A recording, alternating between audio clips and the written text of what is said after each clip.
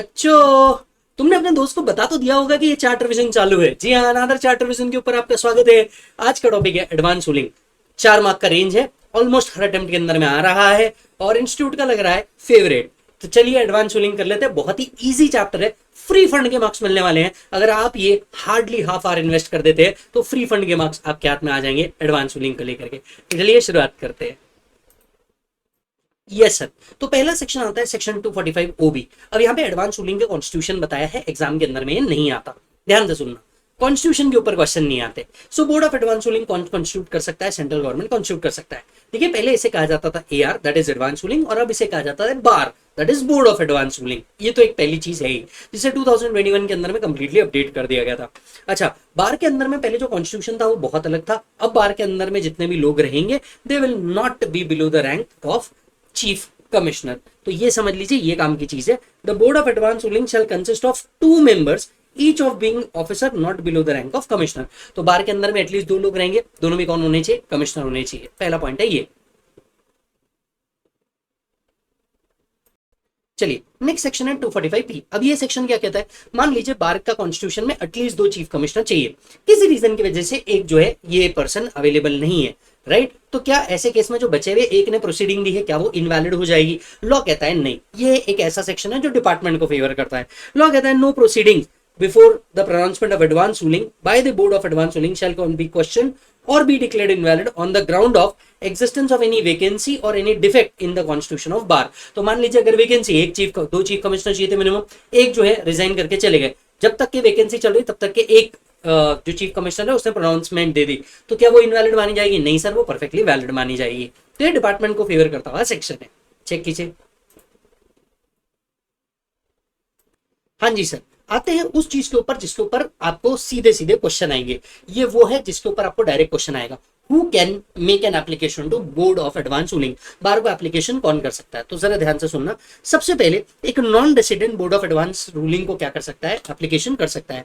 अब पहले आसान भाषा में समझते हैं कि आखिर ये बोर्ड ऑफ एडवांस रूलिंग करता क्या है। तो बेसिकली देखिए, कोई नॉन रेसिडेंट इंडिया के अंदर में आ गया, आकर के ट्रांजैक्शन कर दिया, फिर ट्रांजैक्शन करने के बाद उसका असेसमेंट हुआ और असेसमेंट में वो फंस गया, राइट? तो डिपार्टमेंट क्या बोलेगा कि भैया तुमने तो पहले अगर हमसे पूछ लेते तो तुम्हें फंसने की जरूरत ही नहीं होती। अब पहले पूछते किससे? तो देखिए, नॉन रेसिडेंट जब भी इंडिया में आता है कोई काम करने के लिए, तो ड्यू डिलीजेंस में एक प्रोसीजर होती है बोर्ड ऑफ एडवांस रूलिंग। अगर उनको ये चाहिए कि भैया मैं जो ट्रांजैक्शन कैरी आउट कर रहा हूं इसका टैक्स ऑब्लिगेशन क्या होगा, टैक्स के अंदर में इसका ट्रीटमेंट क्या होगा, फॉर दैट मैटर इसका ट्रांसफर प्राइसिंग कैसे कैलकुलेट किया जाएगा, एंड एटसेट्रा एटसेट्रा, इसी के लिए क्या किया जाता है? बोर्ड ऑफ एडवांस रूलिंग लाया गया है। हाँ जी सर। नेक्स्ट सेक्शन 245N पढ़ने से पहले मैं आपको एक बात समझाना चाहता हूं कि आखिर बोर्ड ऑफ एडवांस रूलिंग या एडवांस रूलिंग बेसिकली टॉपिक क्या है। देखो, एडवांस रूलिंग एक ऐसा टॉपिक है जहां पे नॉन रेसिडेंट इंडिया में जब आता है, फॉरेन कंपनी इंडिया में जब आती है, वो किसी भी तरह के टैक्स इश्यूज में ना फंस जाए, इसके पहले ही वो डिपार्टमेंट से जाकर के एक रूलिंग ले सकती है, एक डिसीजन ले सकती है, एक एडवांस में ही क्या कर सकती है? डिसीजन ले सकती है, ताकि ऐसा ना हो कि वो आए ट्रांजैक्शन करे और ट्रांजैक्शन करने के बाद इनकम टैक्स के झमेलों में फंस जाए। उससे पहले ही वो ड्यू डिलीजेंस करवा सकती है। ड्यू डिलीजेंस मतलब क्या? वो आकर के इनकम टैक्स डिपार्टमेंट से एक एडवाइस ले सकती है। एडवांस रूलिंग, एडवांस में ही एक डिसीजन ले सकती है कि हम इस तरीके का ट्रांजैक्शन करेंगे, इसका टैक्स ऑब्लिगेशन क्या होगा, हमारे टैक्स कंप्लायंसेस क्या क्या होंगे, अगर हम ट्रांजैक्शन कर रहे हैं तो ट्रांसफर प्राइसिंग मैकेनिज्म किस तरीके से रहेगा, हमारा हम जो ट्रांजैक्शन कैरी आउट कर रहे हैं उसमें हमारे ऑब्लिगेशंस क्या रहेंगे, रिटर्न फाइलिंग के, डिक्लेरेशंस के, सबमिशंस के, कैसे हम पैसा बाहर लेके जा सकते हैं, कितना पैसा हम इंडिया में ला सकते हैं, इन सारी चीजों को लेकर के वो आने से पहले ही एक क्लैरिटी ले सकते हैं, और या तो फिर आने से पहले ही इस क्लैरिटी के बेसिस पर डिसीजन ले सकते हैं कि क्या हमें इंडिया आना भी चाहिए या नहीं आना चाहिए। और इसी पूरी प्रोसेस को कहा जाता है बोर्ड ऑफ एडवांस रूलिंग। तो एक बोर्ड सेटअप किया गया है। हमने देखा एटलीस्ट 2 कमिश्नर इसके अंदर में रहने चाहिए और एप्लीकेंट आकर के इसमें एप्लीकेशन कर सकते हैं और वो अपने टैक्स ट्रांजैक्शन के कॉन्सिक्वेंसेस को एक्चुअल ट्रांजैक्शन से पहले ही क्या कर सकते हैं? चेक कर सकते हैं। इस कंसेप्ट को ही हम कहते हैं the board of advance ruling. मतलब एक डिसीजन जो एडवांस में ही लिया गया ताकि आगे चल के फॉरेन कंपनीज फंसे ना और उन्हें डिस्प्यूट रेजोल्यूशन की जरूरत ही ना पड़े, वो आने से पहले ही टैक्स कॉन्सिक्वेंसेस समझ ले। क्लियर है मालिक? तो ये था बोर्ड ऑफ एडवांस रूलिंग से रिलेटेड सारी चीजें।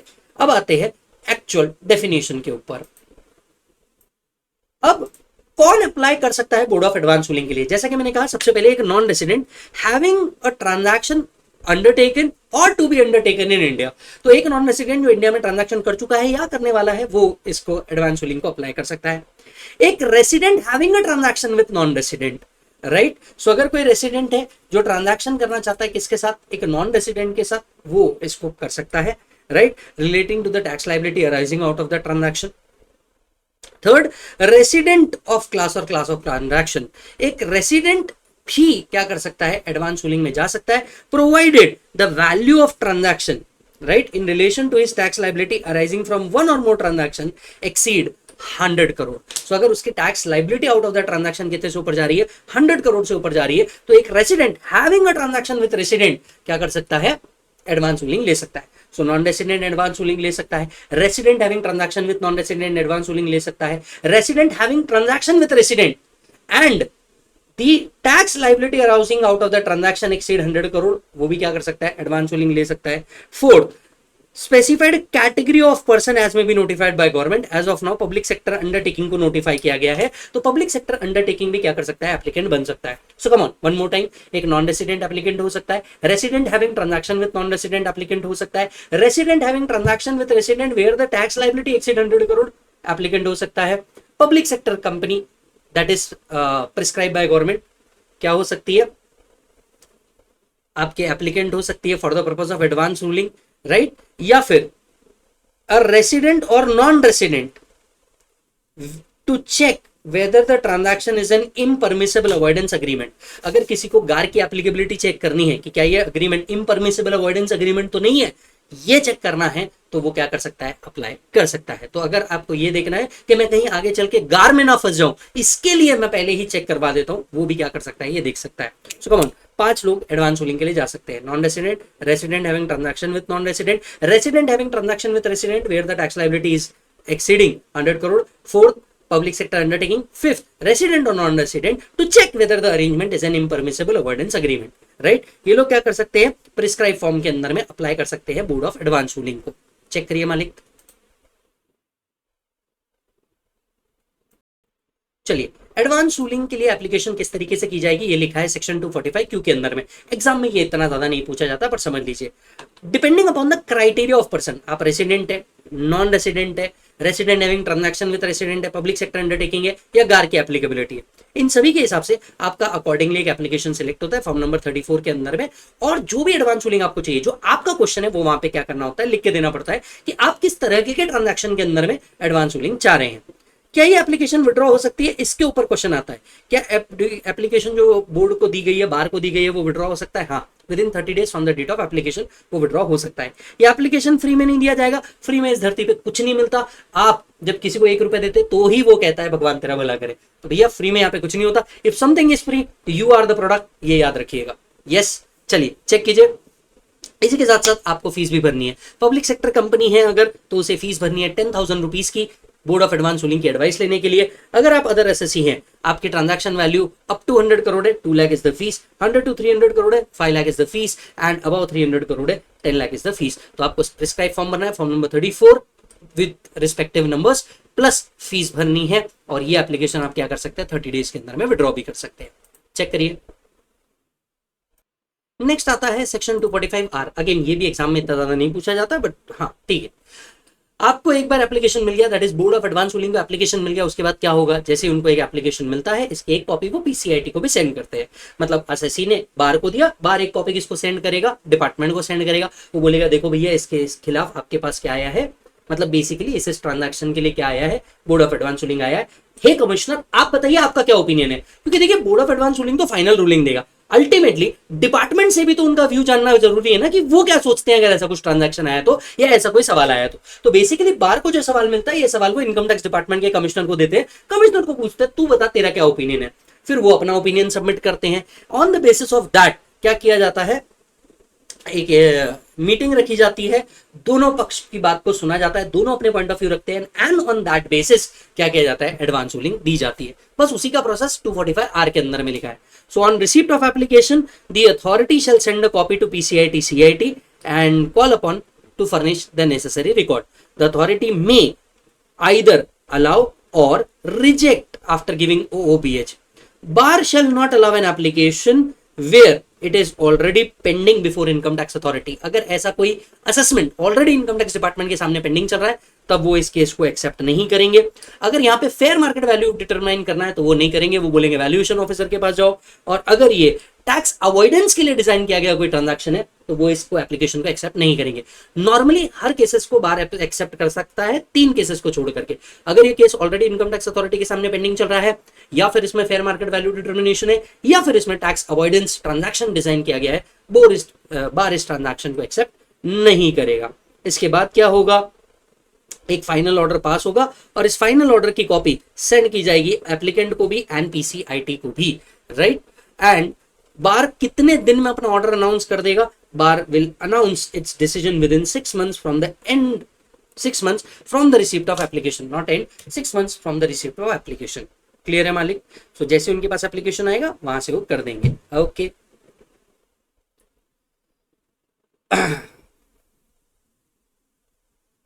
चेक कीजिए। अच्छा, अब यहां पे लास्ट ईयर 2024 के अंदर में एक अमेंडमेंट आया था, जरा ध्यान से सुनना ये अमेंडमेंट क्या है। हालांकि मुझे नहीं लगता ये इतना रेलेवेंट है, बट फिर भी मैं आपको बता के रख रहा हूं। देखिए क्या था, जो बोर्ड ऑफ एडवांस रूलिंग है 2021 सितंबर के अंदर में कॉन्स्टिट्यूट किया गया था, सितंबर 2021 के अंदर में कॉन्स्टिट्यूट किया गया था।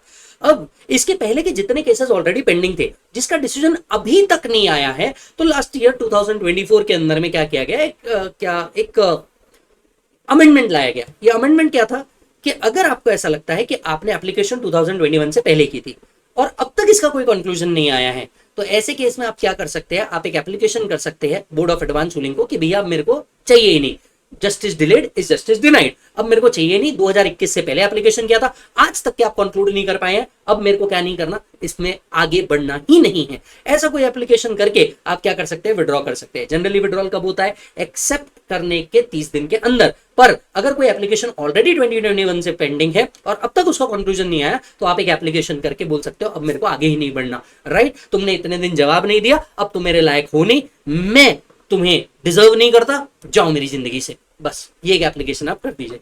सो if application for advance ruling was made before 2021 and no order has been passed by the date, pending application shall be transferred to board of advance ruling. तो जितने पेंडिंग एप्लीकेशन थे 2021 के बाद 2021 को, वो सारे किसको पास कर दिए गए थे, बोर्ड ऑफ एडवांस रूलिंग को पास कर दिए गए थे। The applicant with effect from 1/10/2024, ठीक है, with effect from 1/10/2024, the applicant to request the board in writing that the transferred application should not be proceed with. This request made on or before 2024, provided that the bar has not yet passed the order. On receipt of application for withdrawal, bar may pass an order to reject the above application as withdrawn. However, this action must be taken on or before December 2024. तो जिन जिन लोगों ने December 2024 से पहले ये application डाल के बोल दिया था justice delayed is justice denied, अब मेरे को चाहिए ही नहीं आपका एडवाइस, तो भैया बार अलाउ कर सकता है उन एप्लीकेशंस को स्यू मोटो विड्रॉ करने के लिए। धन्यवाद मालिक। चलिए नेक्स्ट सेक्शन आता है बेटा 245 RR, जो कहता है कि अगर कोई case already board of advance ruling के पास है तो इनकम टैक्स अथॉरिटी या ITAT उस पर अपना डिसीजन नहीं देंगे। So this section bar any income tax authority or ITAT from proceeding to decide any issue in respect of which application has been made by a resident applicant. तो वो उसके ऊपर अपना डिसीजन नहीं दे सकते। चेक कीजिए। हाँ जी सर, आता है नेक्स्ट सेक्शन 245S, इसके ऊपर क्वेश्चन आता है। तो या तो एप्लीकेंट के ऊपर क्वेश्चन आता है या तो इसके ऊपर क्वेश्चन आता है। एडवांस रूलिंग किसके ऊपर एप्लीकेबल है? अब देखिए एडवांस रूलिंग कोई कोर्ट का ऑर्डर नहीं है, इस बात को समझिए। एडवांस रूलिंग कोई कोर्ट का ऑर्डर नहीं है। सो एडवांस रूलिंग क्या है, जिस असेसी ने एप्लीकेशन किया था उसके ऊपर ये बाइंडिंग है, डिपार्टमेंट के ऊपर बाइंडिंग है, और जिस ट्रांजैक्शन पे लिया है उसी के ऊपर बाइंडिंग है। Let me give an example. एक केस लॉ जो है, मान लीजिए मेरा कोई नॉन रिलेटेड पार्टी है, उसका कोई सुप्रीम कोर्ट से जजमेंट आया, क्या वो मैं भी यूज कर सकता हूं? Based on the fact and circumstances वो मैं भी यूज कर सकता हूं। लेकिन मैं एडवांस रूलिंग लेके आता हूं, मेरा भाई भी सिमिलर काम करता है, क्या वो इस रूलिंग को अप्लाई कर सकता है? The answer is no. क्योंकि बोर्ड ऑफ एडवांस रूलिंग किसके ऊपर एप्लीकेबल है? जिसने वो लिया, जिस ट्रांजैक्शन पे लिया, एंड डिपार्टमेंट, इन 3 के ऊपर ही एप्लीकेबल है। तो it is not a case law, it is a ruling. So ruling pronounced by bar, right, shall be binding on the applicant who has sought it, उसका रिलेटेड पार्टी भले ही same transaction सब कुछ same हो तो भी नहीं कर सकता। In respect of the transaction to which ruling has been sought and PCIT CIT, yes, the ruling shall be binding unless and until there is a change in law or fact on the basis of which advance ruling has been provided, right? And ruling provided by bar shall not be binding after the notified date. तो ये वाला तो कुछ relevant नहीं है, ये दो याद रखिएगा। हाँ, एडवांस रूलिंग कब ये की जा सकती है, चेंज की जा सकती है, एप्लीकेबल नहीं रहेगी जब वो मिस रिप्रेजेंटेशन ऑफ फैक्ट या फ्रॉड से आई हो, ये भी याद रखिएगा। सो किस किस के ऊपर एप्लीकेबल है? पहला, जिसने एप्लीकेशन किया उसके ऊपर एप्लीकेबल है, जिस ट्रांजैक्शन पे किया उसी के ऊपर एडवांस रूलिंग एप्लीकेबल है, and department that is PCIT CIT पे एप्लीकेबल। चेक कीजिए।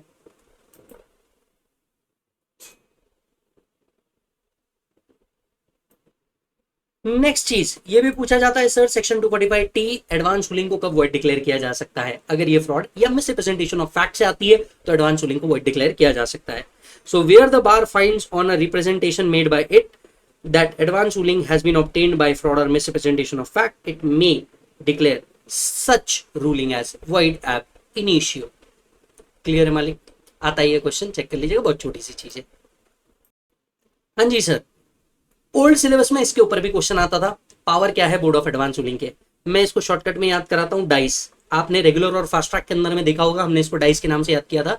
इनके पास वही पावर है जो सिविल कोर्ट के पावर होते हैं। तो बोर्ड ऑफ एडवांस रूलिंग के पास वही पावर है जो सिविल कोर्ट के पास होते हैं। तो सिविल कोर्ट के पावर क्या है जी? वही पहला डी, डिस्कवरी एंड इंस्पेक्शन। ये डिस्कवरी या इंस्पेक्शन के क्या कर सकते हैं? ऑर्डर इशू कर सकते हैं। आई इज इशूइंग कमीशंस, ये ऑर्डर इशूज कर सकते हैं। C, compelling the production of books of accounts और अदर डॉक्यूमेंट, वो कंपेल कर सकते हैं कि ये बुक्स ऑफ अकाउंट्स या डॉक्यूमेंट में लाके दो। E, enforcing attendance of a person, किसी पर्सन को मैंडेट किया जा सकता है कि तुम्हें आना ही होगा। सो डाइस के पावर दिए गए हैं। D, discovery and inspection. I is issuing commission. C, compelling the production of books of accounts. E, enforcing the attendance. ये चारों पावर वो यूज कर सकते हैं। ये पावर सेम वही है जो सेक्शन 131 के अंदर में इनकम टैक्स अथॉरिटी को दिए गए हैं, जो सर्च एंड सीजर के लिए भी होते हैं। याद रखिएगा, ये पावर और बार के पावर सेम है।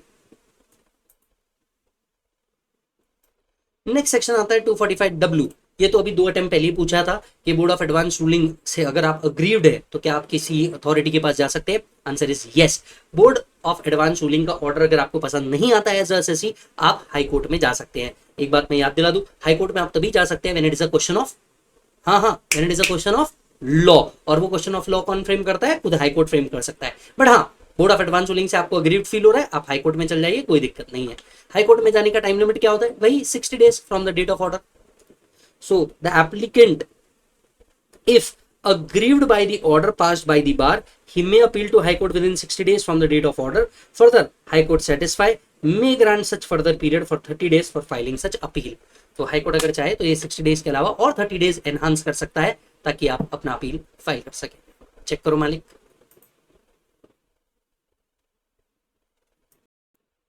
फिर आते हैं मालिक ई एडवांस रूलिंग स्कीम। देखिए, सेंट्रल गवर्नमेंट ने ई एडवांस रूलिंग के लिए पूरा का पूरा स्कीम बनाया है। स्कीम का ऑब्जेक्टिव बड़ा सिंपल है, ये जो बोर्ड ऑफ एडवांस रूलिंग है ये क्या हो जाए? ई मैकेनिज्म के ऊपर चालू हो जाए। खैर मैं आपको बता दूं, आज भी ये ई मैकेनिज्म के ऊपर बहुत सारा पार्ट चालू हो चुका है।